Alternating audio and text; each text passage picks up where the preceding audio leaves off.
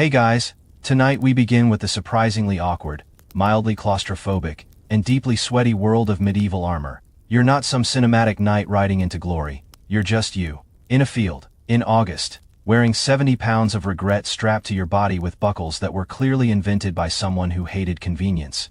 You thought it would feel epic. It does, for exactly 3 seconds. So before you get comfortable, take a moment to like the video and subscribe. But only if you genuinely enjoy what I do here. And drop a comment below telling me what city you're in and what time it is there. I love knowing who's listening out there in the dark, from one night owl to another. Now, dim the lights, maybe turn on a fan for that soft background hum, and let's ease into tonight's journey together. You don't become a knight because it's comfortable. You become a knight because someone handed you a sword before they handed you common sense. It begins early, too early, honestly. You're a scrawny page at 10, a sullen squire at 14, and by 16 you're expected to know how to swing steel like you mean it. Except today's not about swinging, today's about wearing. They bring out the armor in pieces, like assembling a really unpleasant sandwich. First the padded underlayer, it's quilted, thick, and smells like the inside of an old dog. Then the chainmail, which looks cool until it's on you.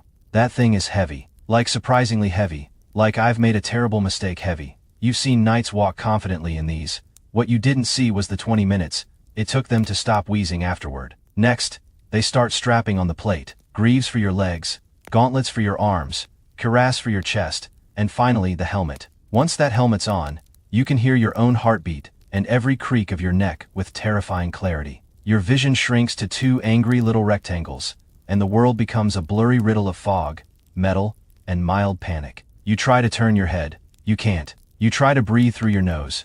You regret it immediately. This is the moment you realize you're not wearing the armor. The armor is wearing you. Some poor stable boy brings out your horse. He looks at you like you owe him an apology in advance. You waddle over, feet clanking like a rusty marionette. Mounting is a production that involves 2 assistants, a prayer, and a possibly broken toe. Once you are up there, the world shifts beneath you. The armor presses into your thighs, your spine, your hopes and dreams. You feel every rivet like it has a personal vendetta. Fun fact, medieval knights could take up to 30 minutes to get fully armored. Even then, they needed help. Solo dressing was technically possible, if you didn't mind pulling a muscle and looking like a struggling turtle. Historical records say a knight could move gracefully in armor. Sure, and fish can gracefully walk. Scholars still debate how mobile knights really were. Some argue that they could do somersaults and cartwheels. Others, more cynical ones, point to the fall down and hope your squire hears its school of thought. Truth is, it probably depended on the armor, the knight, and whether there were any witnesses. As you ride out, sunlight reflects off your helmet in a way that blinds precisely everyone except you. Birds scatter, peasants stare, you're sweating profusely. You haven't even drawn your sword yet, and you're already fantasizing about bathing in a stream and burning this entire outfit. By the time you dismount, your knees buckle in protest. Someone tries to help you walk. You wave them off. Bad idea. You take 1 step and realize your thighs no longer respond to instructions. You end up clanging into a barrel. Dignity, 0. Barrel 1. No one tells you about the chafing, or the bruises from the straps, or how your inner elbows develop the texture of boiled leather after 3 hours in chainmail. There's a reason knights weren't known for their skincare routines. Also, you can't sit. Not really. Sitting in full armor feels like a very slow negotiation between your body and several uncompromising plates of steel. Once down, getting up requires leverage, a strong friend, or the emotional strength of 3 monks. At some point, a fly finds its way into your helmet slit. You contemplate letting it live there. You're too tired to care. Someone offers you water. You can't drink. Your helmet's in the way. You sip through a straw made of poor life choices. By sundown, you've learned one thing very clearly. Armor may protect your body, but it does absolutely nothing for your soul. You stagger to the barracks, peel off each layer like shedding medieval guilt, and slump onto a wooden bench. Your limbs feel like pudding. A nearby squire is laughing, muttering something about how you looked like a silver sausage trying to wrestle gravity. You don't argue. He's not wrong. But here's the thing. Despite everything, the sweat, the bruises, the humiliating barrel, you survived, and for a knight, that's kind of the point. Sure, you may hate wearing armor, but you'll hate not wearing it a whole lot more when arrows start flying tomorrow. So for now, you rest, and pray your squire remembers where he put your leg plates. You wake up with the grace of a collapsed scarecrow. Every muscle in your body is staging a revolt. Your shoulders feel like they've been used as anvils. Your legs refuse to extend fully. as if afraid you'll strap them back into steel again. You blink at the ceiling of your barracks, wooden beams, a spider doing interpretive dance in the corner, the faint scent of regret and yesterday's foot. You sit up, bad idea. Something pops. Possibly important. The armor sits in the corner, smirking. You can feel its judgment from across the room. There it is, the full kit neatly arranged by your poor squire, who's far too chipper for someone who doesn't have to put any of it on. He hums.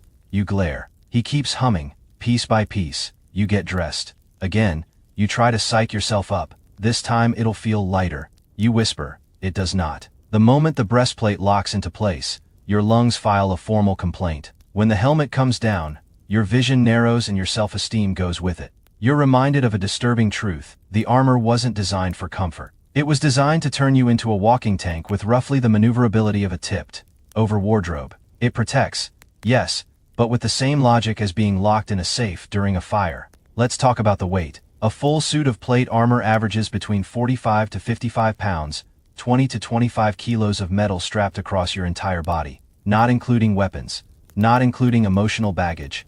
That's about the size of a medium sheep, and not the cute kind. A spiteful, aggressive sheep with trust issues. When you walk, it clanks.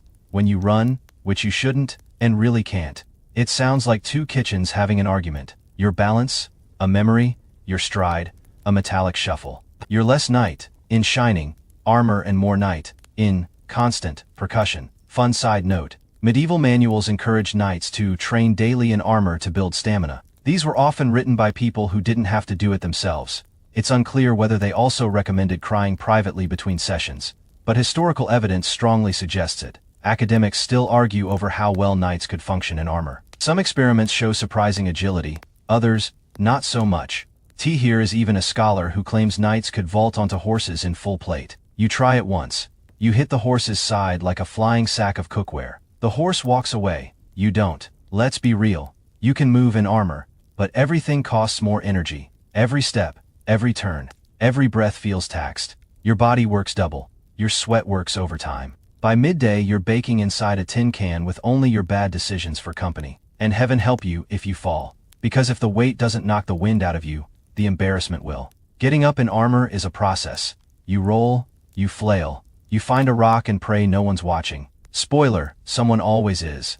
They will tell everyone. You pass by a mirror, a rare luxury in your barracks, and catch your reflection. You look like an angry kettle. Not noble, not imposing, just heavy. You walk out to the courtyard for drills. The others are already there, sweating and swearing softly through their helmets. A knight next to you leans over and mutters, "We are forged in fire and cooled in misery." You nod solemnly.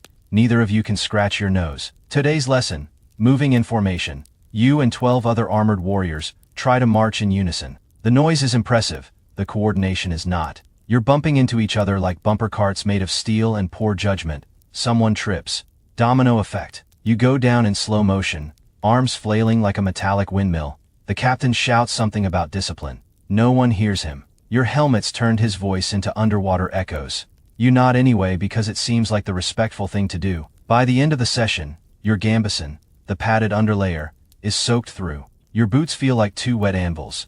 You sit on a crate and consider whether knighthood is really your calling, or if maybe you were destined to be a baker. Bakers don't wear gauntlets. Bakers don't chafe. Suddenly, you remember something the old weapons master once said. Armor teaches you patience.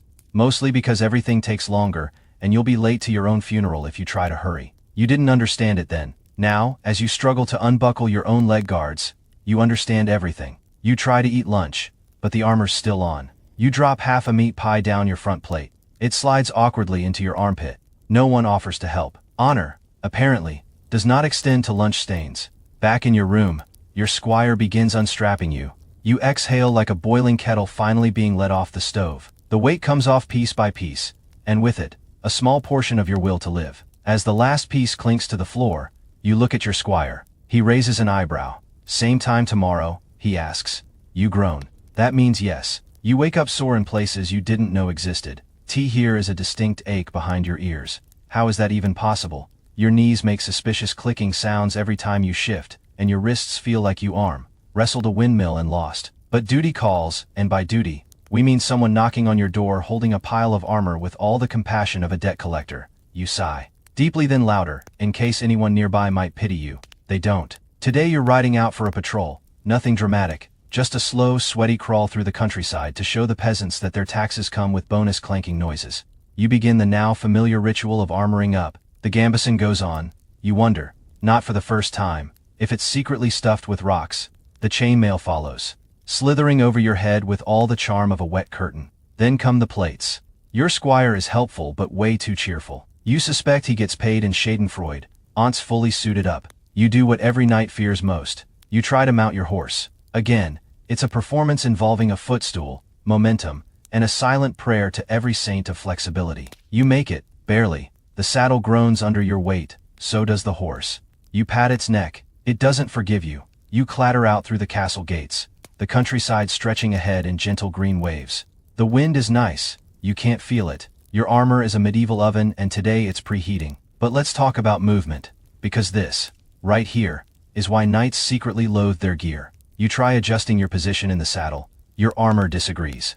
Every shift feels like rearranging a suitcase, one that's currently full of bricks, ambition, and questionable design choices. Your backplate digs into your spine. Your helmet limits your field of vision to something between narrow hallway and pinhole in a shoebox. You see a bird, barely. It might be majestic. It might also be a cloud. You're not sure. Here's the historical twist. Contrary to popular belief, a knight could move in armor, walk, run, even climb, but only for short bursts, like a sprint, or fleeing from a bee, long marches. Not in full plate. That was for transport wagons and very annoyed squires. Some reenactors today can do cartwheels in armor, but here's the trick. They train in it. Constantly. You train sometimes. Mostly, you sit very still and wonder if medieval chiropractors were a thing. They weren't. You checked. Academic debates still bubble over how knights really moved. Some say the armor was balanced so well that wearers could jog and fence with ease. Others say medieval chroniclers exaggerated to impress sponsors. You, meanwhile, know the truth. It's not the weight. It's the distribution. Every piece pinches somewhere. Every movement feels like a test, especially the twisting. You attempt a casual look over your shoulder. The helmet stops you halfway. Your neck emits a sound like someone stepping on a bag of walnuts. This is the moment you realize you are basically a mobile turret, effective in one direction, useless in reverse. You reach a hilltop and dismount. Slowly, very slowly. The patrol leader says to scan the valley. You nod and walk forward. Clink, clank, creak. It's like announcing yourself with every step. Yes, hello, potential ambushers. I'm right here, and very shiny. You crouch to examine hoofprints. Your joints scream. Getting back up takes strategy and a tree. You grab a low branch for support and nearly rip it off in the process. Midday sun hits your helmet like a judgment. Inside, it's a sauna. Sweat pools in your gloves. You long for a breeze, or a functioning medieval air conditioning system. There isn't one. It's called death by shade denial. One of the younger squires tries to lighten the mood by racing ahead, waving a banner and singing. He's in cloth armor. Light, flexible, smug. You daydream about tripping him, just a little. As the patrol continues, your thighs begin sticking to the insides of your cuisses. That's the fancy word for armored leg plates. Every step is a negotiation between movement and friction. The only way forward is sideways. You look like you're dancing, badly. By the time you return to the keep, you feel like you've been slow roasted. The servants help you disarm. You step out of your breastplate and instantly lose 10 pounds and 5 regrets. You lean against a wall. It does not support you emotionally, but physically, it'll do. The blacksmith sees you and nods. Armor fits better after you've bled in it. He says, you're not sure if that's wisdom or just very specific trauma. You limp to the bathhouse, unshaven, unheroic, deeply tired. You lower yourself into the water. It hisses. You hiss louder. Steam rises. So does your dignity, barely. Floating in warm water, you stare at the ceiling and realize something. No matter how good you get at wearing armor, it never quite becomes comfortable. Tolerable, maybe, familiar, but never soft, never easy. Still, you'll do it again tomorrow, because you are a knight. And if you are going to suffer, you might as well look shiny doing it. You rise the next morning, like a man recovering from a duel with a staircase. Every bone in your body has a gentle complaint. Some have filed formal grievances, but the armor waits for no one, not even your dignity. Today is sparring day. That's right. You're going to fight another fully armored knight in a carefully supervised environment where the only rules are don't die, and try not to knock out the instructor again. You eat breakfast slowly, because chewing still hurts. Not because you were hit yesterday, because your helmet chin strap was too tight. Again, a surprisingly common issue in the knightly profession. Damage by design. By now, the process of putting on armor has become familiar, like a very hostile ritual. Your squire moves quickly, efficiently. You almost thank him. Then he tightens a buckle around your ribcage, a little too hard, and ruins the moment. Once you're fully suited, you make your way to the training yard. Slowly, every step is a reminder that medieval footwear was not optimized for traction. The cobblestones seem especially slippery today, probably because the universe enjoys irony. The other knights are already there, some stretching, some slapping their chests like metallic gorillas. You nod politely. No one can see your face, so it looks a bit like a slow-motion bowing contest. Then the sparring begins. Your opponent is bigger than you, older too. He's been wearing armor so long he probably sleeps in it. His helmet has a dent the size of a small village's economy. He raises his sword. You raise yours. They clang together like angry dinnerware. And now you are moving, sort of. Fighting in armor is not like the romantic stories say. There's no elegant dancing, no graceful pirouettes. It's more like two metal cabinets trying to knock each other over in a windstorm. You swing. He blocks. You circle. He shuffles. The crowd of watching squires pretends this is thrilling. It is not. It is slow, loud, and mildly exhausting. Still, there's a rhythm to it. Step, swing, clang, gasp, repeat. You feel sweat trickling down your back, forming little medieval rivers inside your underlayers. Your gloves, now soaked, squish slightly with each grip. Your helmet fogs up. You consider removing it. Then remember the last guy who did that and caught a wooden sword to the face. You decide to suffer silently, like a true knight, or a particularly dramatic opera singer. You manage to land a solid blow to your opponent's shoulder. It bounces off. He grunts. You both pause. That's when you notice something unpleasant. A wasp has entered your helmet. Historical fact. Wasps don't care about chivalry. Neither do bees, or flies, or any of the flying menaces that see your visor slit as an open invitation. You try not to panic. You try to keep fighting. But now your enemy is no longer the knight in front of you. It's a confused, angry insect, trapped in a metal echo chamber with your face. You slap at your helmet. It makes a loud dong sound. The crowd cheers. They think it's a strategy. It is not. Eventually, the instructor calls an end to the match. You remove your helmet as quickly as possible, releasing a very offended wasp into the world. It hovers for a second, judging you, then leaves to find easier prey. You slump to the ground, panting like a steam engine, your forehead red from pressure and panic. Your opponent pats you on the back. It's a friendly gesture. It also knocks you forward 3 feet. Fun trivia.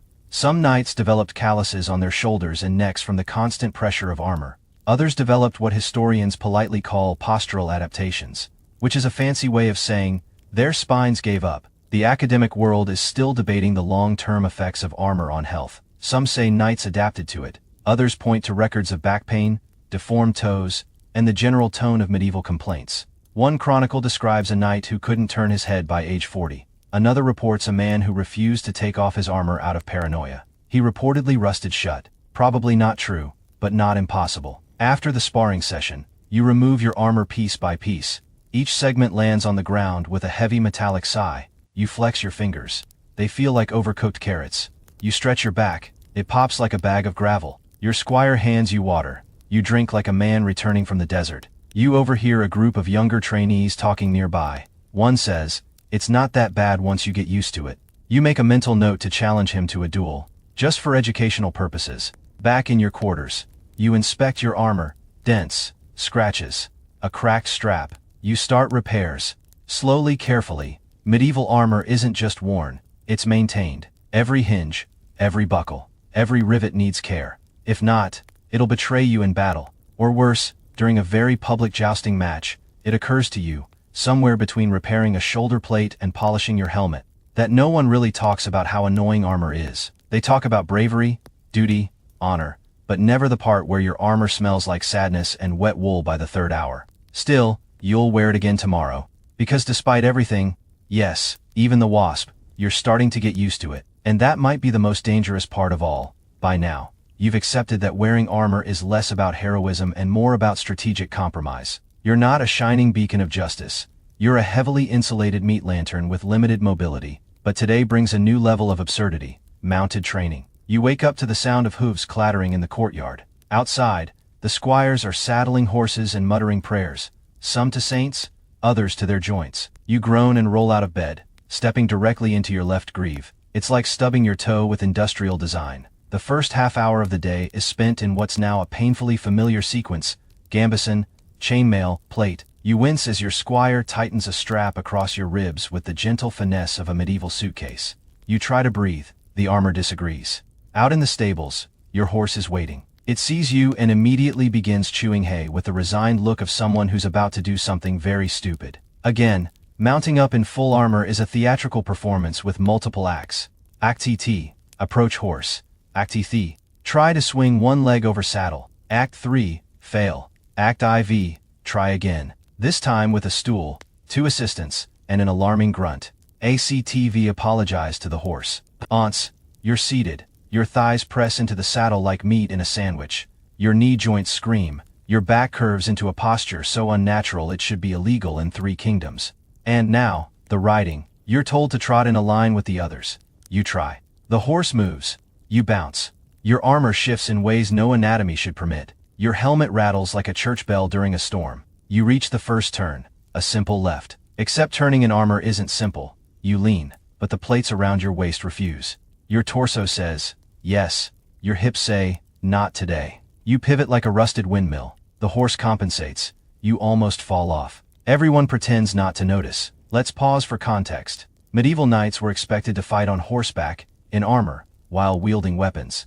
This is the historical equivalent of trying to juggle flaming torches while riding a bull on a trampoline. Historians still argue about how effective mounted knights really were in full plate. Some say they were unstoppable. Others suggest they were just really shiny projectiles with good PR. Meanwhile, you're struggling to keep your helmet straight. The visor keeps tilting. You adjust it. It tilts again. Somewhere, a blacksmith is laughing. You pass under a low branch. The branch hits your helmet. The sound is tremendous. You hear birds scatter. You also hear your own thoughts for the first time in a week. They're not impressed. You reach the training field. The instructor shouts something. You can't hear him. Your helmet has turned his voice into distant mumbling. Like a sermon underwater. You assume it's encouragement. You nod. He frowns. Maybe it wasn't. Now, the real test. Lance practice. They hand you a wooden lance roughly the size of a small ship mast. You try to lift it. Your wrist gives up immediately. You try again with both hands. Your armor slides out of place. You adjust it. Your elbow catches. Your horse shifts. You almost jab your squire by accident. He forgives you barely. You line up for the charge. The target, a dummy dressed like a pretend enemy, possibly representing your frustration, possibly just a straw man with a really smug face. You kick the horse into motion. It starts trotting. You pick up speed. Wind rushes past you. Not that you feel it inside your walking oven. The lance shakes in your grip. The armor creaks. You aim. You miss. But you do hit something. A training post. Your lance splinters. Your shoulder jolts. You nearly drop the weapon. The instructor yells. You don't respond. You're too busy trying not to fall off a moving animal while wearing what feels like a portable blacksmith's workshop. You circle back, panting. You lower your visor again. Bad idea. Now everything is blurry. You feel like you're peering through the wrong end of a spyglass. Another knight rides by, perfectly composed. Lance steady. He hits the dummy squarely. Cheers erupt. You hate him just a little. During the break, you dismount. It takes you 4 minutes and a slightly injured hamstring. You collapse onto a bench. Someone hands you water. You drink. Some of it goes down your throat. The rest trickles into your armor and settles somewhere around your belly button. You watch the sun glint off other knights' helmets. You wonder if they feel as tired as you do. Probably. But nobody says it. Because knights aren't supposed to complain. Knights are supposed to endure with honor. But here's a quiet truth. They hated it too. Maybe not always. Maybe not out loud. But somewhere between their 3rd set of bruised collarbones and their 15th failed dismount, they definitely question their life choices. You get back on the horse. Slowly. Carefully. With the expression of a man negotiating with fate, you line up again. You breathe in stale air through your helmet slit. And you charge again. Not because you love it, but because you're wearing 25 kilos of yes, you have to. By now, you've accepted a strange truth. You're not really inside the armor. You're part of it. Like a clam inside a very judgmental shell, you move together, sweat together, and, when things go wrong, you fall over together. But today presents a whole new challenge. Dealing with doors. That's right, doors, hallways, narrow staircases. Basically, the entire architectural layout of your medieval life has decided it has a personal vendetta against armored men. It starts early. You're summoned to the Lord's Hall, a formal appearance. they say, nothing strenuous. Just wear the full set, look noble, and try not to die of heat exhaustion. You nod. You don't remember agreeing, but someone's already polishing your breastplate, so apparently it's happening. Once again, you don't the gear, padding, chain, plate, helmet. It's less a routine now and more a performance art piece titled, Regret in 12 Buckles. The hall is just across the courtyard, a simple walk, under other circumstances. But today, the sky has the exact temperament of boiling soup, and you're dressed like a portable cauldron. You begin to sweat before you've left your chamber. You open the door. It hits your shoulder plate. You try again, turning sideways. The door frame catches your elbow. On the third try, you manage to squeeze through with all the grace of a pig in a pipe. The hallway is long and narrow. You shuffle down it. Each step accompanied by the subtle ting-tink, clank of metal joints questioning their life choices. You pass a servant girl carrying a basket of laundry. She presses herself to the wall to let you pass. You nod politely. Your visor fogs. You step too close to a pillar and scrape your left arm. It sounds like someone dragging a harp down a flight of stairs. Now comes the staircase. Let's talk about stairs and armor. They are the enemy. Going up isn't terrible, assuming you enjoy the sensation of squatting uphill while wearing an iron wardrobe. But going down, that's when you meet the abyss. Your feet feel like they've been replaced with anvils. Your vision is limited. Your balance is approximate, and the stairs are stone, uneven, and probably built by someone who hated symmetry and knights equally. One wrong step, and you'll fall like a medieval Jenga tower. You grab the wall for support. It's too far away. You settle for dignity and go slow, very slow. Someone behind you clears their throat. You ignore them. They can wait. You're not dying in this stairwell. Not before lunch. You reach the great hall at last. Inside, the air is slightly cooler, possibly due to divine intervention. You stride in, or rather, clang in, with as much elegance as your plated knees will allow. The other knights are already assembled. Some look comfortable. Most look sweaty. One is visibly stuck in his elbow plate and pretending it's intentional. You take your place near the dais. Your sword bumps against the wall. You adjust, your backplate bumps against a chair. You adjust again. You try to sit. Bad idea. Fun fact, knights didn't always sit in armor, mostly because it's incredibly hard. The backplate flares. The cuisses pinch. The helmet wobbles. There's no lumbar support unless you count the terrifying crunch of your own chainmail folding into your spine. So you remain standing. Someone brings wine. You can't drink it. Your visor is in the way. They offer a straw made of hollow reed. It works. Barely. You sip like a turtle with trust issues. And now the real challenge begins. Not fainting. Because here's the thing. Armor is hot. And not just summer uncomfortable hot. It's sweating. In places. You can't pronounce hot. Once sealed inside, your body has two choices. Overheat slowly or die dramatically. There's a reason knights sometimes passed out in the middle of ceremonies. It wasn't emotion. It was dehydration. Historical records mention knights collapsing during long sermons or royal events. Some claim armor was ventilated enough to allow airflow. Others, more honest perhaps, describe it as a mobile oven with regrets. Academics still debate how breathable plate armor really was. Some insist the weight was well distributed. Others cite letters where knights begged for shorter speeches and longer shade breaks.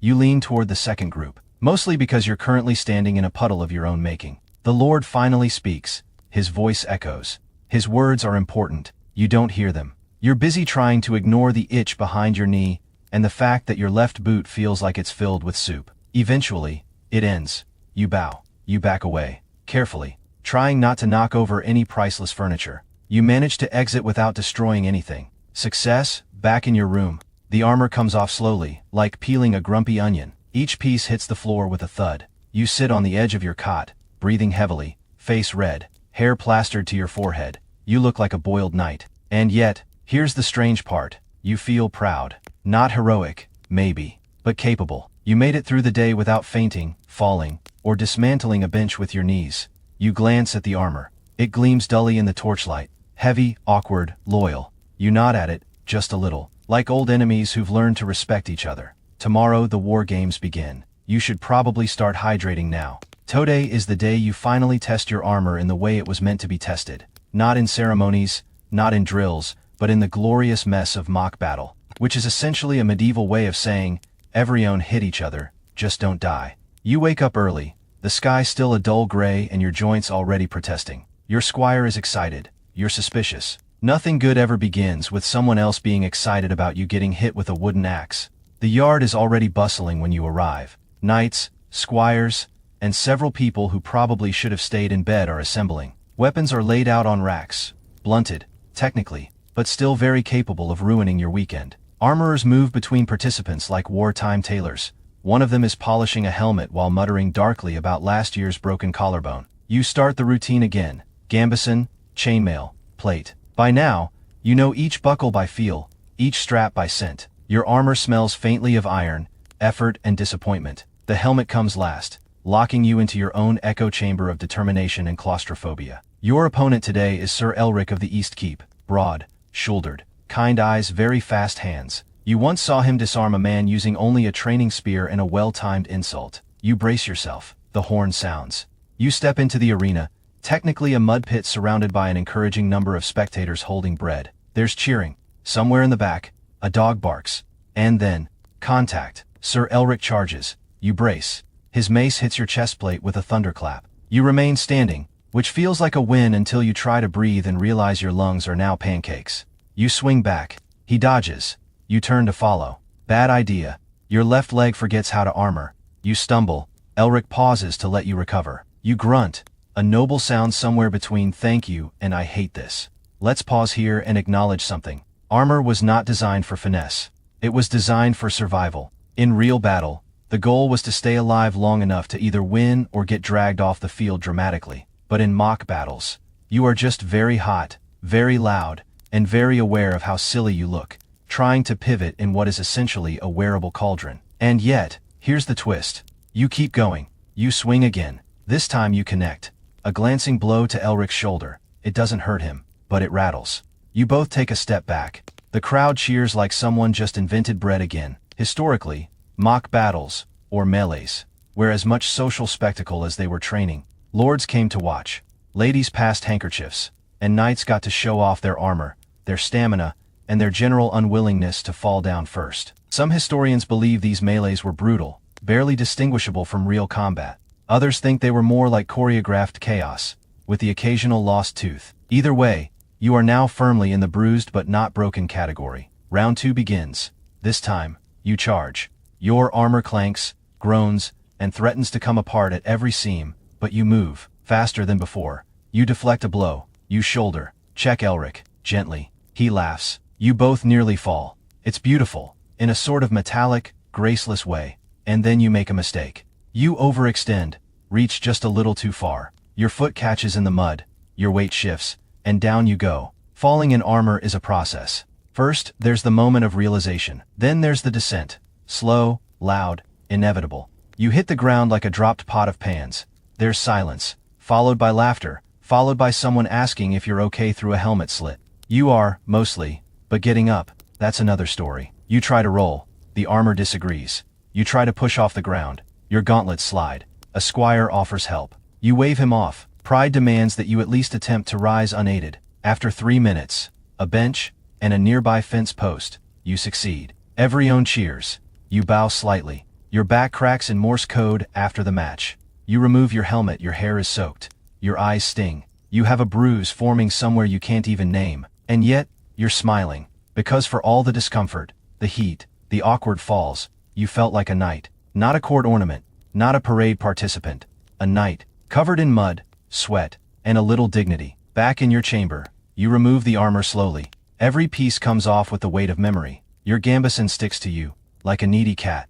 You sit on the floor, legs out, arms dangling, mind blissfully blank. And in that stillness, you realize something. The armor wasn't the enemy today. It was your shield, your shell, your stubborn, inconvenient, essential second skin. It kept you safe. It held you together, even when you hit the ground like a dropped dinner tray. And tomorrow, you'll wear it again, not because you enjoy it, but because you've earned the right to carry it. Today, your greatest enemy isn't battle. It's the sun. The morning begins innocently enough. Blue skies, birds chirping, the scent of bread wafting in from the kitchen. You briefly wonder if this might be a day of peace.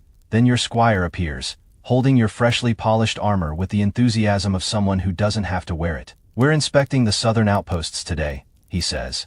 You blink. Slowly, the outposts are 2 hours away, on horseback, in full armor, under what is quickly becoming a sky made of fire. But duty is duty. You nod, resigned. Heroic, very, very sweaty in advance. Within minutes, you're back in your personal iron forge. Sorry, armor. The sun hasn't even reached its peak, and you already feel like a slow-cooked roast. Every plate on your body absorbs the sunlight with the efficiency of a smug lizard. Your helmet turns into a convection oven, and your chest plate. It's now a portable griddle. You could fry an egg on it if medieval eggs weren't so expensive. You step outside. The heat hits you like a sermon you didn't ask for. Air, thick, still, judgmental. Your horse looks at you like, "Really again?" You nod. He sighs.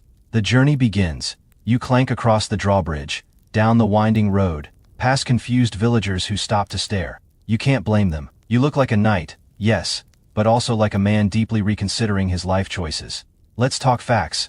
Armor is metal, and metal in the sun does what metal in the sun always does. It bakes. There are historical accounts of knights passing out during summer tournaments, collapsing dramatically into hedges or haystacks. The cause wasn't always the enemy. Sometimes it was just the weather. Academic circles still debate how medieval soldiers handled extreme heat. Some suggest extra padding was removed. Others argue that ventilation holes in armor helped. You have ventilation holes. They are currently providing absolutely no relief. Your back itches. You can't scratch it. Your gloves are too thick.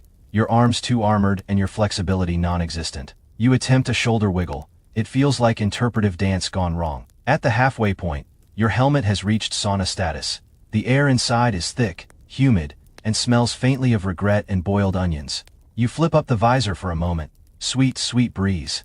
You take a breath. It's glorious. Then a fly enters. You spend the next 15 minutes trying to blink it out of your eye while maintaining the image of noble authority for the peasant boy walking alongside your horse. He looks up at you like you are a hero. You blink furiously, nod solemnly, and try not to scream. The outpost appears at the crest of the hill. Finally, you ride in, posture straight, joints locked, dignity hanging by a thread. The garrison salutes. You dismount. You land with a heavy thunk. Your knees wobble.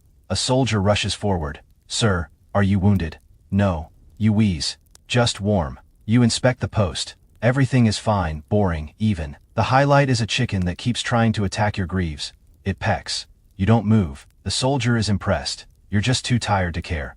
Eventually, it's time to head back. The sun is higher. You're lower.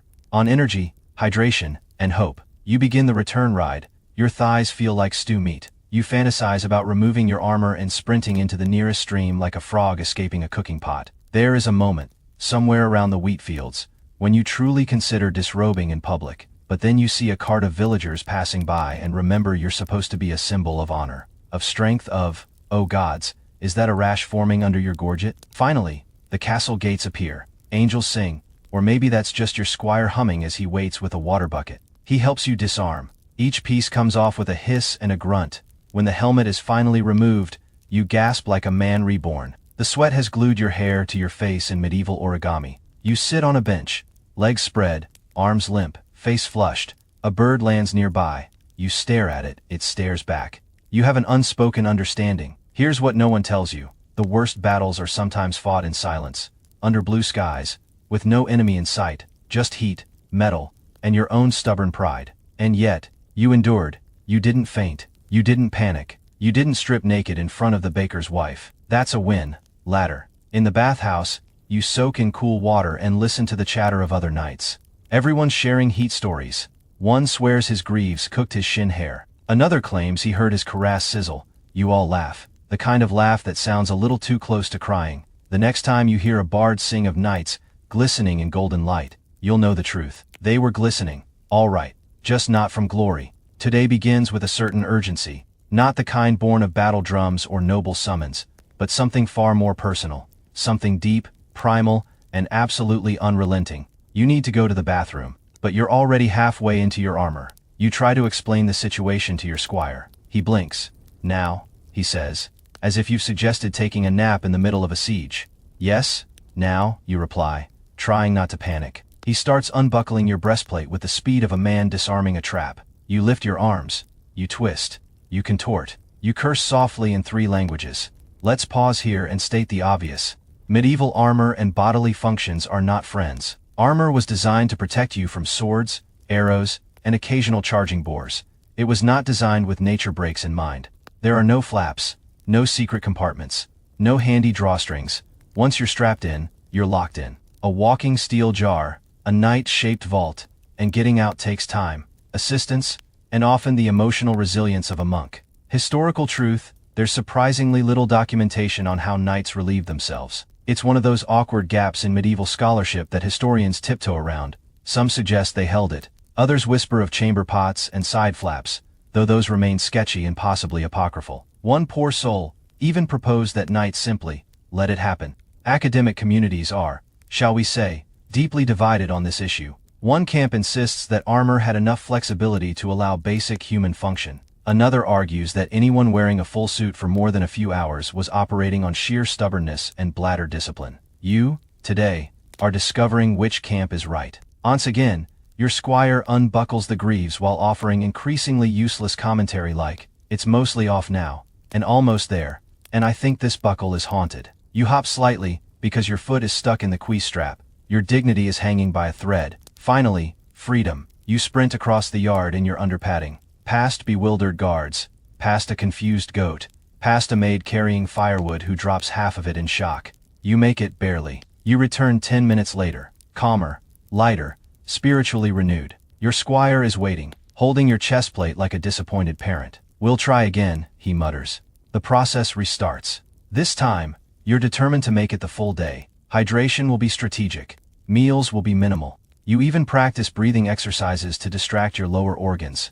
And it works. For a while, then comes the long meeting. You're seated, well, perched awkwardly, at a round table with several lords, each droning on about harvest yields and border disputes. You nod, you smile, you sweat. 20 minutes in, the pressure returns. You shift, the armor squeaks. You shift again, the armor groans.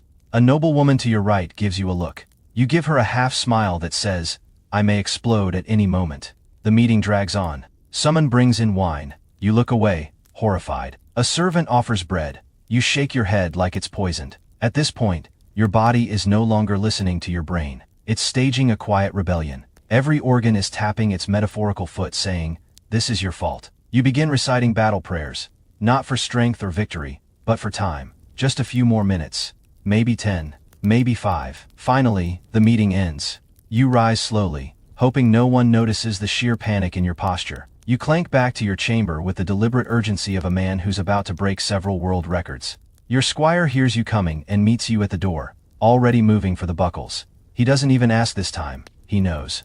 The two of you are now bonded by something deeper than training, deeper than duty, a shared understanding. A knight and his helper, united against the tyranny of tight straps and bad timing. Later, once everything has settled and your armor lies in a respectful heap on the floor, you sit in your linen tunic, sipping the world's most cautious cup of water. You reflect. You faced mock battles, sparring duels, full marches in summer heat, but nothing, not even facing down Sir Elric's warhammer, compares to the sheer, unrelenting tension of being fully armored while your digestive system demands a meeting. It humbles you, it changes you. And tomorrow, before the armor goes on, you will remember this day. You will plan accordingly. You'd think, after all this time, the worst part of armor would be the weight, or the heat, or the fact that it makes sitting feel like a philosophical riddle. But today, you discover a new contender for most annoying feature. The noise. It begins innocently enough. You're walking down the corridor to the training yard. Nothing dramatic, just a short stroll.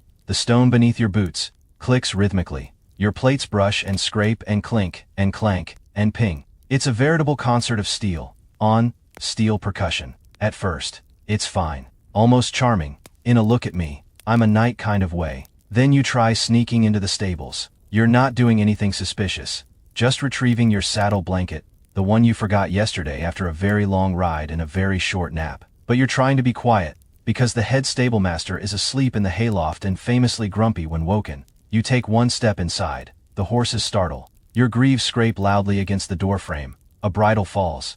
You freeze. Somewhere, a goat bleats in protest. You move again. Clink, clunk, thunk. The stablemaster wakes up with the intensity of a thunderclap, and now you're cleaning stalls, in armor. It's important to note that medieval armor isn't just loud, it's consistently loud. Every motion produces a sound. Turning your head, squeak, raising your sword, clank, picking up a spoon, tonk. The world becomes a soundtrack composed by an enthusiastic blacksmith with no sense of subtlety. Even just walking makes you sound like a pile of cookware trying to form a marching band. It's not just inconvenient, It's strategic sabotage. Because guess what? Knights weren't very good at surprise attacks. You've tried it. Once, during a mock skirmish, you and 2 other knights attempted to ambush a sleeping camp. You made it 10 steps before someone shouted, "We can hear you," and pelted you with bread rolls. Historical side note. Stealth wasn't exactly a knight's strong suit. That's what squires, scouts, and mercenaries were for. You were the dramatic entrance. The clang at the top of the hill, the human alarm bell. Some historians argue that the noise of armor was part of its psychological warfare. A row of knights advancing, metal shrieking and echoing, could terrify an untrained enemy. Others point out that it also terrified the knights, because you couldn't hear your comrades, your horse, or the large angry man running at you from the left. And, yes, academics still bicker about it. One camp believes noise was a necessary evil. Another insists armor could be quiet if fitted perfectly. A third camp just sighs loudly and changes the subject. You finish mucking the stalls and head to lunch. You try to sneak into the hall late, hoping no one notices. Your arrival is announced by the thud of your sabatons on the stone and the shriek of your backplate as you adjust your spine. Every conversation stops. You pretend you didn't notice. Everyone else pretends your entrance wasn't louder than a jousting trumpet. You sit or try to. The bench groans. You shift. Your armor groans. You reach for bread. Your gauntlet slips and knocks over a cup. You freeze. The lord at the head of the table raises an eyebrow. You smile. No one can see it behind your visor. And then comes the final humiliation, the sneeze. It sneaks up on you mid-meal. One moment you're enjoying stew. The next, your nose tingles with the force of impending betrayal. You try to hold it back. You fail. The sneeze erupts inside your helmet like a thunderspell trapped in a soup pot. It echoes. It reverberates. Your ears ring, half the table jumps. A dog barks. A squire drops a platter. You wipe your nose with a cloth that was definitely not designed for interior helmet work. You regret everything. Later, back in your chamber, you try to move silently. Just once, as an experiment. You take off your boots. You tiptoe. But even in just your chestplate, you still sound like a haunted kettle trying to sneak out of church. Eventually, you give up and sit by the window, watching the sunset. You've learned something today. Armor doesn't whisper. It doesn't tiptoe. It doesn't blend in. It announces. And maybe that's the point. Knights weren't meant to be shadows. They were meant to be seen. Heard, remembered. Even if it's because they knocked over the soup bowl. Let's talk about helmets. Not the noble, wind-swept kind with dramatic plumes and conveniently visible cheekbones. No, we're talking about real helmets. The clunky, vision, narrowing, ear, muffling iron buckets you actually wear. Today's training involves archery observation, which sounds simple. Watch, learn, maybe nod thoughtfully, except you're told to wear full gear, to simulate combat readiness. You're not sure who thought standing still in armor under a hot sun while doing nothing was combat. But here you are, fully dressed, helmet on, vision reduced to 2 narrow slits, breathing inside a metallic drum, and already rethinking your career. The visor drops with a soft click. Suddenly, the world shrinks. What you can see, the ground directly ahead, the edge of your nose, and the vague outline of someone 3 feet in front of you who might be your instructor, or might be a shrub. What you can't see, everything else. You try to look left. Your helmet says no. You turn your whole torso. The motion squeaks. You try looking up. The top of your helmet smacks your gorget. You try looking down. The lower lip of your visor blocks your chin. You're essentially stuck in a permanent, vaguely disappointed gaze. Fun historical fact, many helmets, especially during the late medieval period, prioritized protection over peripheral vision. A closed helm might guard your face against arrows, but it also made walking upstairs a thrilling mystery. You shift your weight. The air inside the helmet grows warmer and moister. Your breath bounces off the interior and comes back at you, slightly more humid and 100% more disappointing. You're starting to understand why medieval sources rarely describe knights wearing helmets outside of battle. Unless someone was actively swinging something at your head, you probably left it off. Of course, scholars continue to debate this. Some believe knights trained in full gear regularly, helmet and all. Others suggest helmets were donned at the last minute, like very aggressive party hats. The historical record is vague, probably because no one wanted to write, and then Sir Geoffrey tripped over his own foot because he couldn't see a barrel. Back in the field, the archers begin. You hear the twang of bowstrings. You can't see much, just flashes of motion. You nod, pretending you've learned something. You haven't, but your neck hurts. So that's something. After a while, the instructor calls for a demonstration. He points to the target. What do you see? You squint. Some trees. He sighs. That's the range, sir. You try again. a blur with ambition. He waves it off. Take a seat. Which is easier said than done. Sitting in a helmet is an act of blind faith. You lower yourself slowly, arms extended like you're playing hot and cold with gravity. You miss the bench by an inch, land on your haunches. The impact echoes in your ears like an accusation. You sit in silence. You hear birds. You hear your own breathing. You hear nothing from the archers, because your helmet is now a personal soundproof chamber. That's another thing. Helmets muffle everything. You can't hear orders properly, or conversations, or warnings like, duck. More than one knight has taken a practice blow to the head simply because they didn't hear the sparring pause.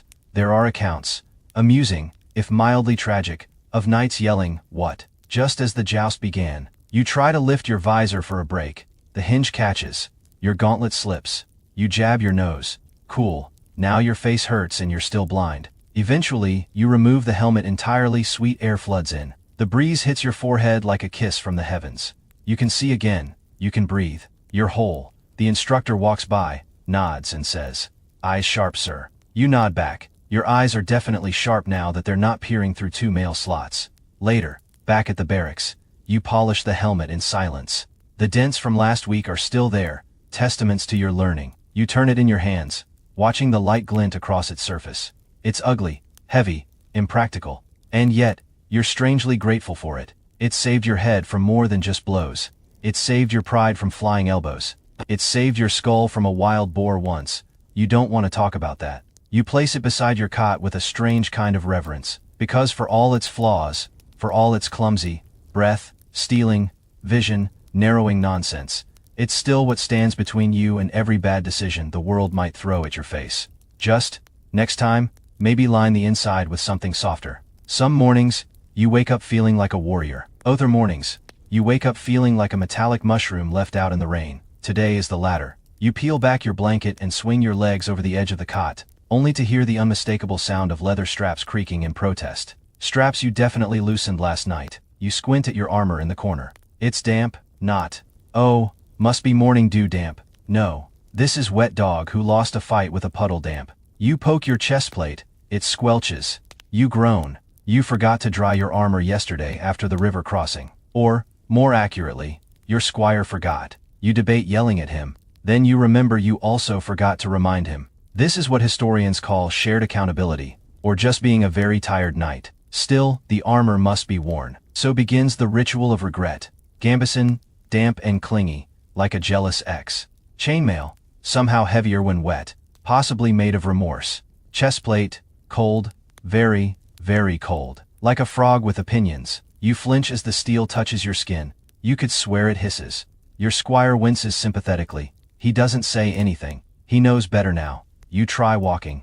The wet padding squishes with every step. Your feet feel like they're wearing soup. You mutter a prayer, not for protection, but for dryness. Out in the courtyard, the other knights are assembling for inspection. You hear several sneezes, a few sniffles, and one very passionate curse whispered into a helmet. You are not alone in your suffering. Rain has been falling for days.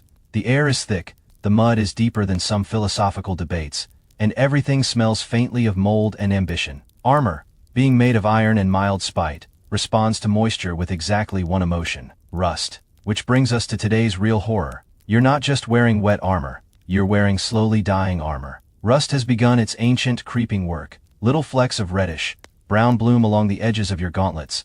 The hinges on your knee plates feel a bit crunchy. Your sword hilt is suspiciously sticky. You raise your visor. "I think I'm oxidizing," you tell your squire. He nods solemnly and pulls out a rag. Time for maintenance. You spend the rest of the morning oiling plates, scrubbing joints, and muttering about metallurgy like a knight turned blacksmith, turned miserable. Your fingers go numb from cold. Your tunic sticks to your back. Your squire trips over a bucket twice. Let's pause for context. Medieval knights spent hours maintaining their gear. Armor wasn't just worn, it was cared for. Constantly. Neglect it, and it turned on you. Rust weakened plates. Moisture softened leather. Hinges seized. And when you're charging into battle, the last thing you need is your elbow refusing to bend. Academics still argue over how much time knights spent on upkeep. Some say they had a full staff. Others believe squires did the grunt work, but first-hand accounts suggest that even the highest-ranking warriors had to get their hands dirty sometimes, especially if they wanted to not die from a rusted, out armpit. Around midday, you test your joints. The elbow moves. The shoulder grinds. but it moves. Your helmet smells like damp hay, but at least the visor isn't stuck shut anymore. You saddle your horse for afternoon drills. He eyes you with suspicion. You pat his neck. He snorts, possibly at your scent. Drills begin. You swing your sword. It slides in your grip. You readjust. You parry. Your shoulder squeals. You step back. Your boot slips in the mud, and you land on your back with the grace of a fallen wardrobe. Everyone freezes.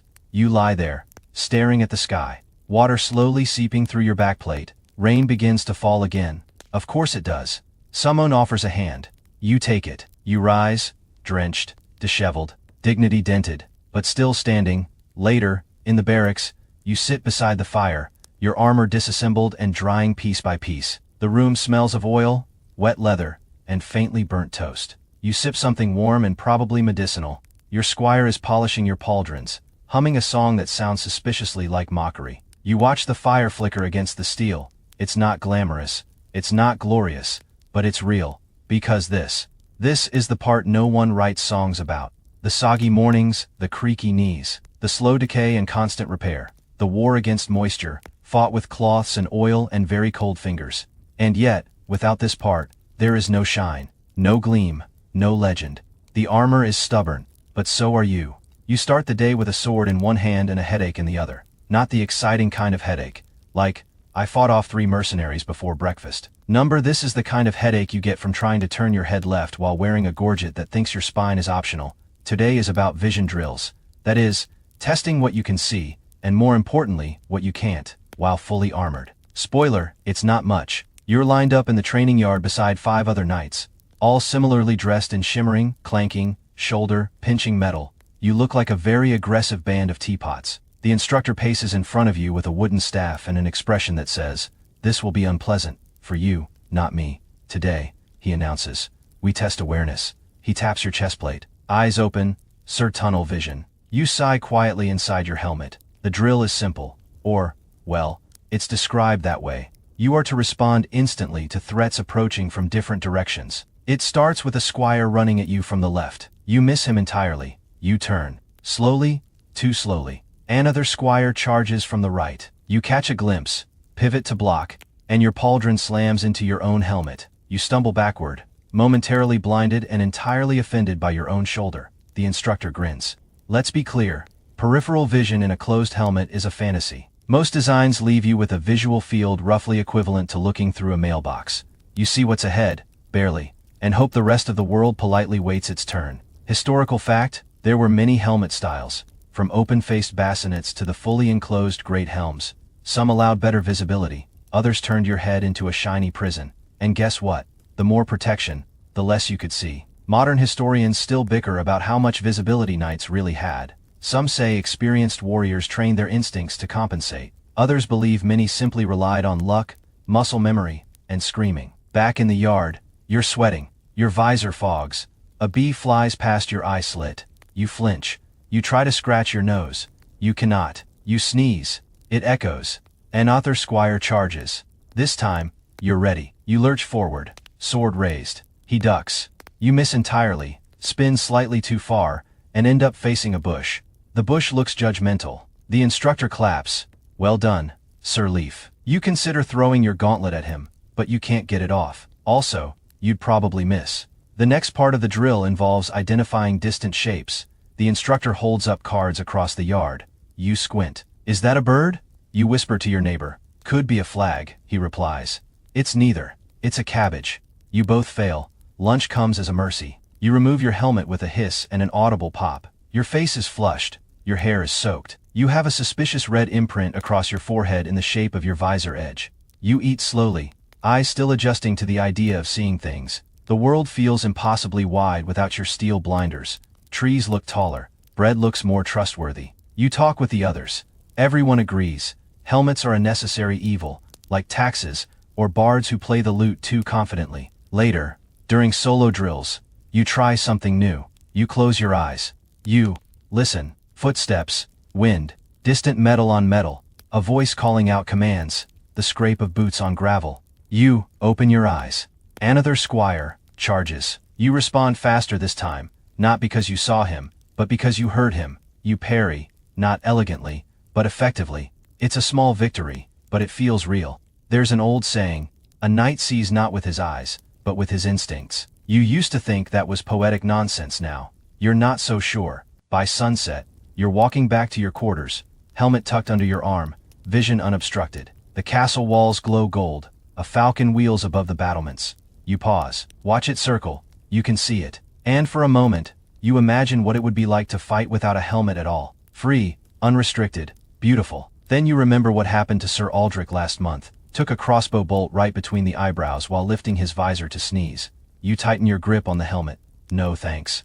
You may not see much in it, but sometimes, not seeing is better than not being. Tonight, you are on watch duty. Not glorious, not romantic, just a cold, quiet, slightly damp overnight shift perched on the outer wall with a sword, a lantern, and a growing awareness that wearing armor at night might actually be a punishment disguised as protection. The wind has a personality tonight. Moody, nosy, persistent. It slinks into every gap in your armor, especially the ones you can't reach to scratch. You shiver slightly. Your armor shivers louder. Let's back up. You weren't supposed to be on watch. But Sir Geoffrey accidentally drank 3 cups of mead and began lecturing a tapestry on taxation. So now it's you, fully armored, fully alert, fully alone. The wall is quiet. The stars above you are vast and smug. The forest below whispers. And your helmet. Your helmet is slowly fogging up from the inside, turning your view into a beautiful blurry void. You exhale sharply. The air comes back at you. Condenses. Great. Being on watch means being observant, alert, a sentinel of justice. But in full armor, it mostly means standing still and trying not to fall asleep on your feet like an expensive statue. You pace slowly, carefully, because one wrong step and you are slipping on a mossy stone and tumbling into the moat like a very shiny cannonball. No one wants that, especially not the moat. The armor creaks with every motion. You try to stay quiet, but the night is too quiet. Your joints sound like haunted hinges somewhere nearby. An owl hoots. You jump. The armor echoes. The owl regrets getting involved. You stop at the north tower, lean on the edge. Let your arms rest on the cold stone. It's peaceful here. A little too peaceful. You glance around. Nothing. You look again. Still nothing. You stare harder. Is that a shadow? Or just your own helmet rim?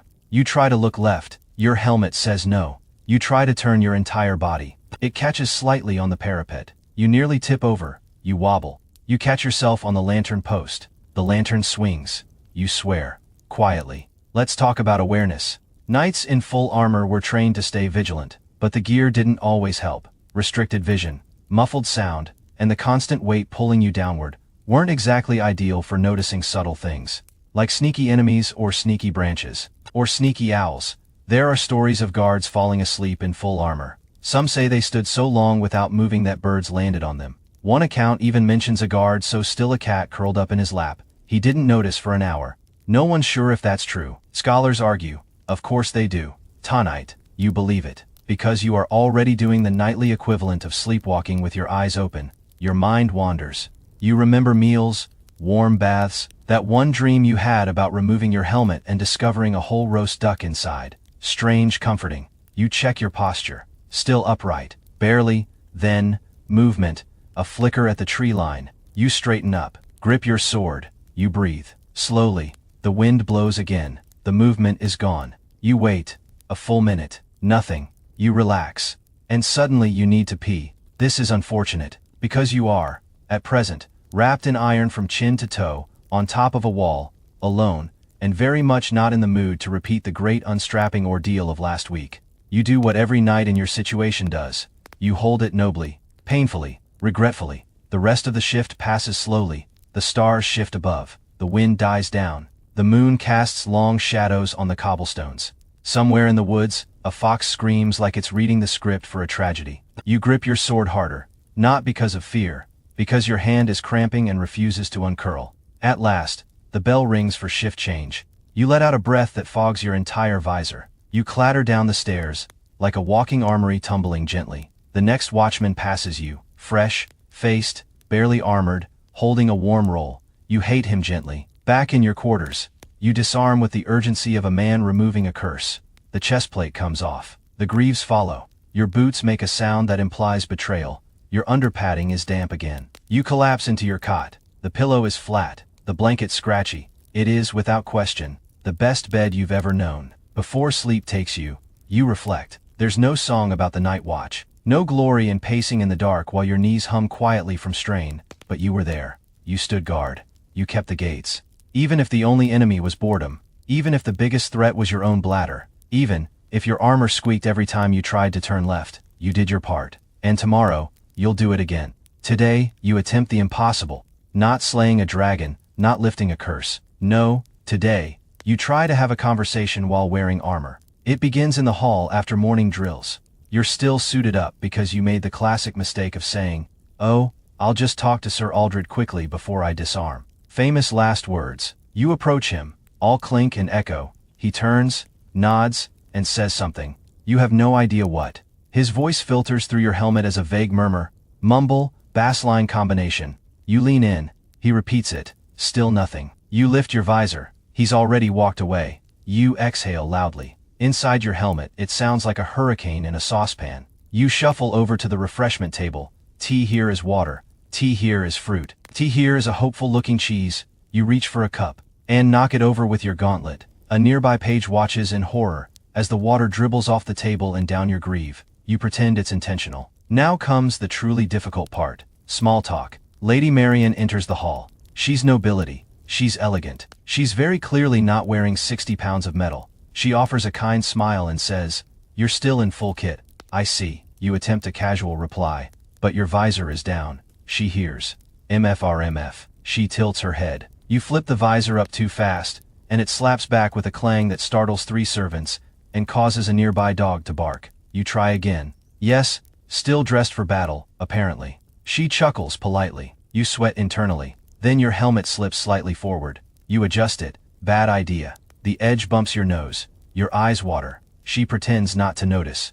You pretend you didn't just blink a tear into your goblet. Let's pause here. Medieval armor was not built for conversation. It was built for survival, for war, for being hit very hard and not turning into soup. It was not designed for wine receptions or delicate flirtations, voice projection, difficult, enunciation, laughable, facial expressions, completely invisible. Imagine trying to charm someone while speaking through a kettle and blinking at them from behind a grilled window. Now imagine also being unable to scratch your nose.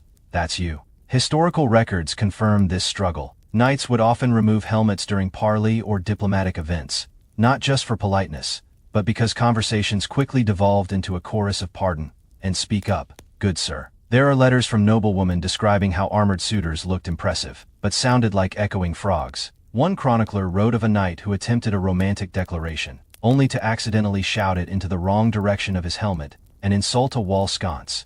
Back in the hall, you manage to refill your cup. You take a sip. Water dribbles down your chin guard and directly into your undertunic. Now you have a damp chest and a bruised ego. You try to leave gracefully. You forget how wide your shoulder plates are. You knock over a candlestick. It doesn't fall. It explodes. The entire room turns to look. You stand there, very still, very shiny. "I'll get someone to clean that." You offer. "Wise," says the steward, sweeping already. You clank away. Later, you sit by the fire in your chamber, armor off, boots drying, and dignity resting quietly in the corner. Your squire hands you a cloth. You clean your gauntlets slowly. "You talk to Lady Marian?" he asks. You nod. "And? I think I insulted a wall, maybe a cheese platter." He shrugs. "Could be worse. Last week, Sir Garin tried to toast the queen in full helm, ended up drinking wine through his eye slit." You both laugh. A quiet, companionable kind of laugh, the kind you can only share with someone who's helped you out of a cuirass while you sneezed uncontrollably. The truth is, armor makes everything louder, clumsier, and about 63% more awkward. It's hard to hear, hard to be heard, hard to connect. But you're learning. You'll lift the visor sooner next time. You'll speak slower, clearer, and maybe, just maybe, you'll avoid the cheese table. This morning, you awake to something that sends a chill down your spine. Not an ambush. Not a fire. Not even the cook's new fish and oat pie experiment. No, this is far more serious. An inspection. Word has spread. The High Lord himself is touring the garrison today, which means all knights are to be in full armor. Polished, presentable, precise. You sit up, already regretting yesterday's decision to leave your breastplate under the rack with the wet boots. You can smell the mistake before you even see it. The squire enters without knocking. "Time to shine, sir." You raise one eyebrow. He cannot see it. You say nothing. Instead, you gesture to the armor heap, It looks less like battlefield protection, and more like an exhausted dragon had a tantrum. He gets to work, the polishing begins. Now, in theory, this should be relaxing, like grooming a horse, or sanding down the sharp edges of your life. But in practice, it is a combination of elbow grease, muttered curses, and the realization that you've somehow gotten soup inside your left gauntlet. Your squire scrubs, you assist. Together, you achieve a modest shine, one that says night, not medieval disco ball, which is the ideal balance. Then comes the test fit. You slide into your armor like a letter into the world's angriest envelope. The straps groan, the hinges resist, the chest plate still smells faintly of regret and roasted parsnips. You're dressed, mostly. Then comes the final step, the mirror test. There's a small polished bronze disc near the door. You stand in front of it, posture straight, chin lifted, expression, well, invisible, but internally, noble. You do not look impressive. You look like someone wearing someone else's bad decisions. Your visor is slightly crooked. One pauldron tilts suspiciously. Your thigh plate squeaks every time you shift your weight, and there's a smudge on your breastplate shaped like a very accusatory thumbprint. Perfect, your squire says. You have your doubts. Still, there's no time. You march to the courtyard. Every knight is lined up, gleaming stoic, secretly sweaty. The High Lord arrives. He's majestic, cloak billowing, beard trimmed. His horse is somehow cleaner than you are. He rides down the line, nodding, inspecting, judging. You stand at attention, still as a statue, unblinking, unbreathing. He stops in front of you, looks you up and down. Shiny, he says. You nod. You think it's a compliment maybe, possibly. He moves on. You breathe again. Let's pause for context. Medieval inspections weren't just ceremonial. They were part fashion show, part discipline check, and part thinly veiled intimidation. Armor had to be functional. Yes, but it also had to look good. Gleam meant care. Care meant pride. Pride meant loyalty. And that was the image the Lord wanted projected. Ready for battle. Ready for banquet. Ready to impress visiting diplomats. Academic sources vary on how often armor was inspected formally. Some suggest weekly reviews.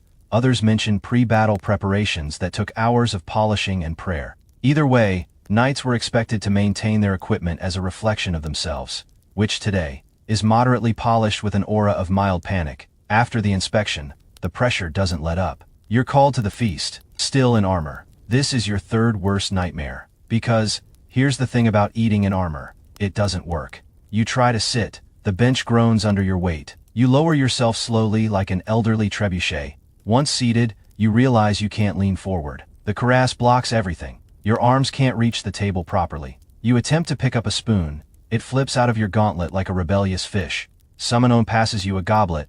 You try to drink. The rim of your helmet blocks your mouth. You tilt your head back. The liquid hits your nose grill and sprays gently into your eye. You blink. Slowly, dignifiedly. The squire beside you whispers, "Shall I remove your helm, sir?" You nod. He fumbles with the latch. It sticks.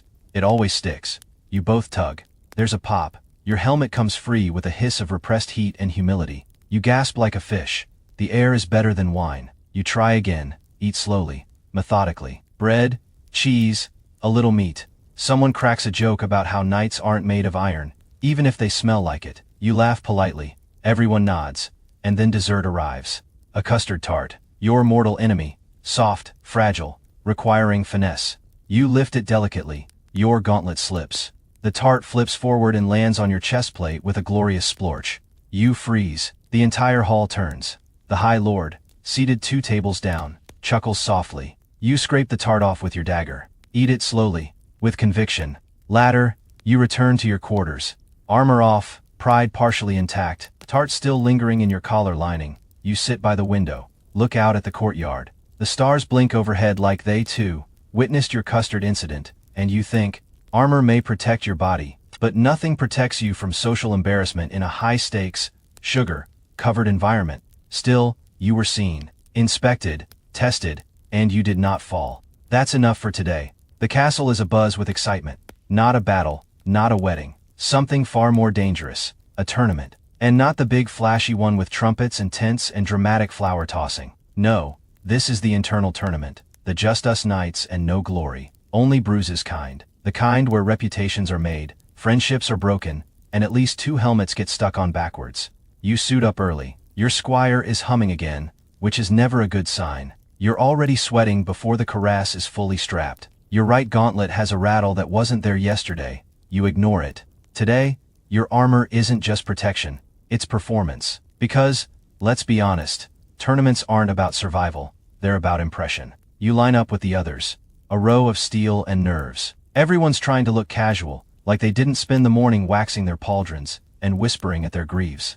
Like it's a job interview. The first match is announced. You're not in it. You exhale, relieved, or disappointed, hard to tell. You watch from the sidelines, visor down, feeling like a sardine at a masquerade ball. The first pair go at it. Clang, clash, dramatic spinning. One falls. The crowd cheers. Then your name is called. You step forward. Your opponent, Sir Mathis. Broad shoulders, bigger ego, known for yelling his own name during sparring matches. Great, you nod to him. He yells, for glory, and charges. You sidestep. His sword whooshes past. You counter. He blocks. Your blades ring together like very angry bells. It's on. Tournaments are odd. They're supposed to be safe. Blunted weapons, rules, controlled environment. But once you are in it, the rules melt faster than your patience inside a helmet. Mathis swings again. You duck, barely. Your knee buckles. You recover. You jab forward. He grunts.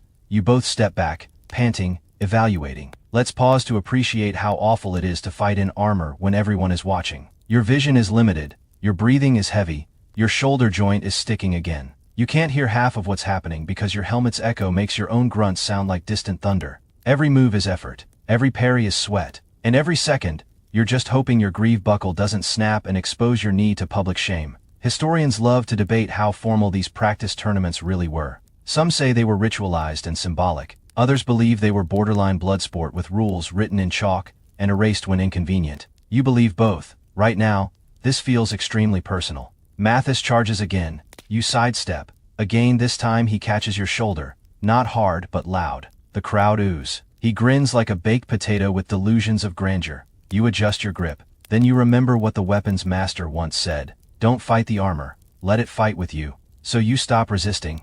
You lean into the weight. You use your shoulder like a shield. You push forward. Mathis swings. Wide you duck. You ram. It's not elegant, but it works. He stumbles. You press the advantage. 3 quick strikes. Clang, clang, clang. One to the hip, one to the chest, one to the helmet. Controlled, blunted, effective. He yields. The crowd cheers. You don't hear them. Your helmet is ringing. You raise your visor, blink. Sweat drips down your nose. Your squire is somewhere in the back, jumping like he's the one who landed the hits. You remove your helmet fully. It feels like removing your own head, except cooler and infinitely more pleasant. Someone claps your back. You don't turn. You can't. But you smile. Sort of. You think. You win 2 more matches that day. Lose 1. The loss stings. But the victory lap of surviving at all more than makes up for it. At day's end, you sit by the fire, polishing the dent Mathis left in your shoulder plate. It's not deep. Just memorable. Your squire sets down a tray. Meat, bread, something that might be a vegetable if you squint. You fought well, he says. You grunt. He grins. You eat. Across the hall, other knights share similar stories, each told slightly louder than the last. One boasts of a spinning strike. Another claims he parried with his elbow. You all know it's half exaggeration, half bruises, but no one corrects anyone, because that's the point of tournaments. Really, not winning, not even fighting, but becoming a story. And today, you are one of them. Armor creaks, muscles ache, but your name was called. You stepped forward, you swung, you stayed upright. Tomorrow, you'll polish that dent again. You won't buff it out. You'll leave it, proof that you were there. You've dodged them for weeks, faked a limp, claimed to be deep in sword contemplation. Once, you even hid behind a tapestry for 10 minutes, but your luck has run out. Today, you face the ultimate trial of medieval knighthood, dancing in armor. It's the annual feast of Saint What's his name, and the entire castle is celebrating. Banners hang from every archway. Musicians tune their lutes in the corner. A pig the size of a small cart is roasting on a spit, and somehow judging you with its eyes. And the knights, we're expected to attend, in full dress armor, not parade armor, not fancy armor, just polished, squeaky, heavy, sweat, accenting battle gear. Because nothing says celebration like trying to polka with 60 pounds of shoulder restriction. Your squire hands you your helmet. You glare at it. Not this time, you say. You leave the helmet behind. You may be armored, but at least you want people to see your face while you suffer. Down in the great hall, the dancing has begun. Couples twirl, dresses swirl, cloaks flare like dramatic punctuation marks. Someone in the corner is spinning with dangerous enthusiasm. And then someone says your name, Lady Beatrice, poised graceful. Wearing sleeves the size of small tents, she offers her hand. Her eyes sparkle, or maybe she's just daring you. You can't say no. You take her hand, and then you begin. It's awkward. Your boots don't glide. They stomp. Your hips don't sway. They clang. The beat of the drum feels too fast, or maybe your armor is just 10 seconds behind. Lady Beatrice is patient. She smiles as you attempt what might generously be described as a rhythmic lurch. You step forward. Your sabaton hits her toe. You step back. Your fold nearly catches her sleeve. You try to spin. Don't. You try anyway. There's a sound like a smithy collapsing into itself, followed by a startled gasp from 3 onlookers. You stop, bow, apologize. She curtsies, graciously, miraculously, still smiling. You continue, slower this time. You find a rhythm, kind of. You focus on not falling, or impaling anyone, or knocking over the wine table again. And for a moment, just a brief, shining, miracle of a moment, you're dancing. Not well, but you're doing it. Let's pause here. Historically, dancing was a part of knightly culture. Feasts were common, celebrations frequent, and while knights were better known for fighting than foxtrotting, they were expected to be courtly. That meant dancing, even if it meant sweating through 4 layers of linen and steel. Records of dancing knights exist. Some were skilled, others less so. One French chronicle mentions a knight who twirled so vigorously he knocked over 2 squires and a cake. Scholars debate whether knights danced in armor often. Some say they changed into lighter wear. Others claim that arriving in full armor was part of the performance, a way to display wealth, strength, and excellent posture. Back on the floor, you complete a full turn. Nobody dies. You take Lady Beatrice's hand, raise it gently, and end the dance with a respectful nod. The hall applauds. You are, inexplicably, applauded. Your squire mouths something from the side. You think it's you didn't fall. You sit down slowly, carefully. Every joint sighs in relief. A cup of wine appears. You raise it in a toast. To dancing, to survival, to polished dignity. Then Sir Lionel takes the floor. He twirls like a man possessed. His armor flashes. He spins his partner like he's auditioning for a myth. You watch, then lean over and whisper to your squire. Tell him his codpiece is crooked. The squire grins. The party continues. Laughter, music, spilled gravy, someone breaking a stool, joy, and you. You made it through the dance. You participated. You were not graceful, but you were present. And maybe that's what being a knight really is. Not perfection, just persistence. With rhythm, if possible. You wake up to an odd sensation. It's quiet, too quiet, no clanging, no squire yelling about training, no distant hammering from the smithy, just silence. You sit up, confused. The light outside is pale and soft, mist curls against the windows. It's rest day, and for the first time in weeks, you don't have to wear your armor. Your body immediately reacts with disbelief. Your shoulders still try to hunch under the weight. Your knees crack, as if expecting to carry 15 kilos of regret. You reach for your greaves out of habit, then pause. No armor today. You stare at it in the corner. Your second skin, your steel cocoon, your personal sauna and clanking nemesis. It looks smaller somehow, still heavy, still scratched, but also strangely vulnerable, like a guard dog sleeping with one eye open. You walk out in just your tunic and boots, lighter, looser, breathing deeply for the first time in days. The sun doesn't glare off your chest plate. Birds don't scatter when you move. You don't make any sound at all. You are invisible. And it feels glorious. You head to the courtyard, where other knights are also rediscovering what elbows were meant to do. One is stretching his back like he just learned. He has one. Another is massaging his collarbone and muttering something about finally feeling like a human. You nod in solidarity. The cook waves you over and hands you a plum. You bite into it and immediately remember that food tastes better when you're not eating it through a mouth slit or scraping it off your visor. You stroll, not march, not clank. Stroll. Your body moves differently without armor. Less like a siege engine, more like a person. Your steps are silent. Your limbs swing naturally. You feel wind on your neck. For the first time in weeks, your sweat actually evaporates. This is luxury. Simone suggests a game, stones and circles, a pastime from your squire days. You sit on the ground without testing the angle or bracing for metal to fold. You stretch your legs. They stretch. No thigh plates to trap your hamstrings. No tassets jabbing you every time you lean forward. Let's talk for a moment about armorless days. Rare, sacred, essential. Historical records note that knights had off days, for religious observance, injury recovery, or seasonal feasts. On these days, armor was hung, oiled, and left alone. Knights walked among commoners, sometimes even barefoot, to feel the earth. Some sources say these moments kept warriors grounded. Others suggest the real reason was sore backs and creaky joints. Academics, of course, argue. Some believe knights cherished these rest days.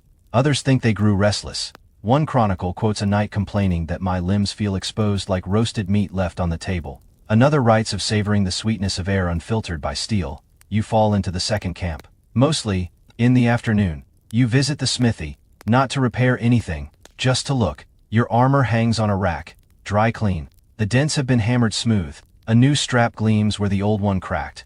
The smith nods at you. You nod back. No words needed. Just respect between a man and the thing that saved his life more than once. Evening falls. You sit by the outer wall, watching torchlight flicker across the stones. For once, you're not on watch. You're just there, breathing, feeling the wind on your skin instead of through a chainmail filter. Your squire joins you. You're quieter without it, he says. You chuckle. You're louder when I'm not in it. He shrugs. I miss the clanking. It tells me where you are. You pause. Then say, sometimes I miss it too. And you mean it. Because as much as armor weighs you down, it also holds you, shapes you, protects you. It's not just steel. It's memory. It's story. But tonight, you don't need it. Tonight, you are just a man, with no plates, no straps, no mask, just breath, and bones, and a quiet plum tree blooming nearby. You close your eyes, and for the first time in weeks, you sleep light, and dream heavy. It's your final day in the castle. Not forever, but for a while. Tomorrow, you ride out with the company, south, toward borderland patrols, uncertain roads, and the kind of routine assignments that always somehow involve wild boars, lost carts, and somebody getting shot in the thigh. And tonight, you are doing something no one trained you for. You are packing, which, in armor, is an event. Your gear lies scattered across the chamber, polished, dried, buckled, tested. Each piece waits like a loyal pet with terrible social skills. Your squire paces around with checklists and nervous energy. He's worried you'll forget something. You're worried you'll forget something important, like the leather padding that keeps your helmet from trying to romance your forehead. You take a moment and run a hand across your chestplate. It's smoother than it used to be, thinner in places, a new strap, a different dent. If someone laid out every piece of it like a story, they could probably tell where you've been, when you fell, when you dodged just in time, when you didn't. You sit down and begin the slow, methodical ritual of bundling it up, gambeson rolled, chainmail folded carefully, or it becomes a weapon all by itself. Pauldrons wrapped in cloth, greaves strapped together, helmet placed on top, like a cherry on a very dangerous cake. Your squire brings the travel pack. You both grunt as you fit the pieces into it. Nothing fits right, but everything must go. Because out there, here is no spare armor. Out there, if something breaks, you fix it with twine and stubbornness. If a strap snaps mid-ride, you ride with a lopsided leg until camp. If your gauntlet goes missing, you learn to fight with your left hand, or with no hands at all. Let's talk about armor on the road. It's not glamorous. It's not shiny. It's just there, on your back, in your bag, under your bedroll. And when you finally put it on, it's stiff from the cold, dusty, maybe still holding a dead leaf from 2 towns ago. Historical records say knights traveled with full kits, armor, weapons, extra tunics, dried meat, and enough wax to seal a small country's worth of letters. The armor had to be versatile and transportable. You didn't always ride in it. Often, it stayed packed, clanging behind you like an overprotective sibling. Some scholars believe knights grew deeply attached to their armor. Others argue it was just a tool. But in the quiet of this night, as you oil one last buckle, you know, it's something more than a tool. It's been your shell, your burden, your shield, your lesson. You remember the first time you wore it. Too heavy, too hot, too loud. You hated it. You remember when you fell in it, cursed every strap, swore never again. You remember the tournament, the dance, the rain, the stairs, the custard tart, every bruise, every rust spot, every quiet victory. You reach for the helm, look into the darkness inside. You see nothing, but you know it's waiting for you. Tomorrow, you'll put it on again. You'll ride out under banners you barely believe in. You'll keep watch, keep moving, keep clanking, because that's what knights do. Not for glory, not even always for honor, but because something in the weight has taught you how to carry yourself. You rise, shoulder your pack, feel the familiar resistance of gravity multiplied by steel, and for the first time, It doesn't feel heavy. It feels like yours. Now the hall is quiet. The torches burn lower. Somewhere in the distance, a bell marks the final hour before sleep. You lie down, not in armor, not in training, just as yourself. No clatter, no shouting, no weight on your shoulders, but a thin blanket and the ghost of steel across your back. You breathe, and it feels like the first real breath in days.